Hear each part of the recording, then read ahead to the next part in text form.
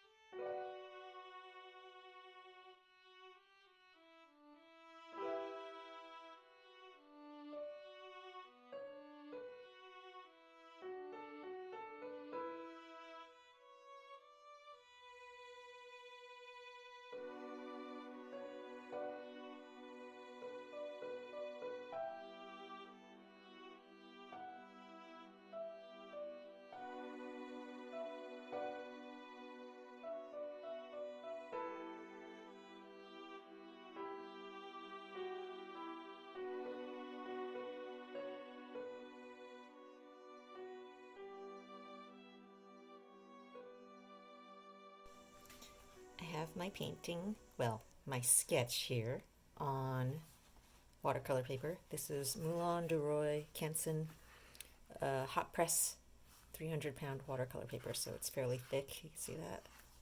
This is my current favorite watercolor paper, and I have a Masonite board here. You can just pick these up at art stores anywhere. They're usually fairly cheap, a couple bucks, because people use them for painting acrylics and oils on. I use them for backing boards for my paintings. So I have this sketch here and some masking tape.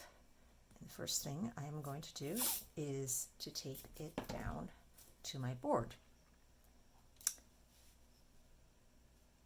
This watercolor paper that I'm using, as I mentioned, is fairly thick, so it doesn't really warp. It's not going to be warping that much. I mean, there'll be some tiny bit of warpage as I put heavy washes on, but as long as you keep your painting taped down the whole time, after it dries, then things flatten out on their own again. You don't really need to worry about stretching or any of that business, especially when it's paper that's as thick as this. Now with thinner papers, say 140 pound, then yeah, you might experience more warpage, but again, as long as you leave it taped down the entire time and wait until it's completely dry before taking it off, it's generally not a problem. Oh, this is artist tape, acid-free masking tape.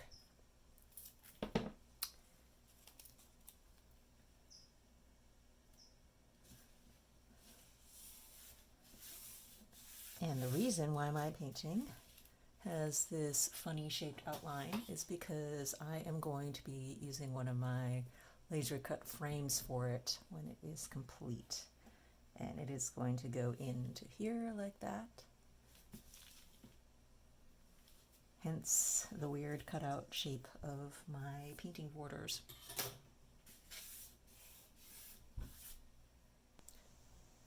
Something I am planning to do with the upper portion of this painting is a look that I have done on this much larger piece here, where I had the tree extending up into the night sky so that the branches themselves become the sky rather than the negative space in between.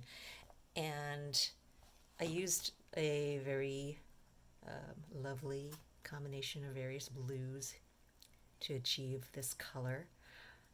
A lot of it was French ultramarine blue, Daniel Smith. And ultramarine blues have a tendency to lift very easily